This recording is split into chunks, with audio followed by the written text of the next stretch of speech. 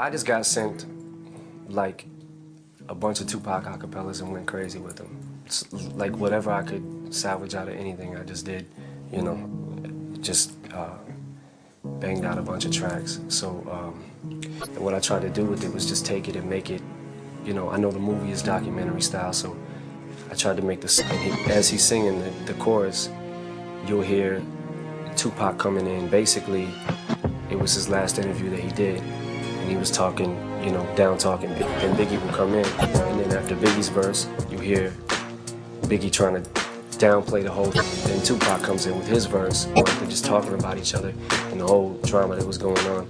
And basically what I was trying to do with it was make people realize, take them back to that time, you know, 95, and take them back to that time when that beef was happening, and make them realize like how ridiculous the beef was in the first place.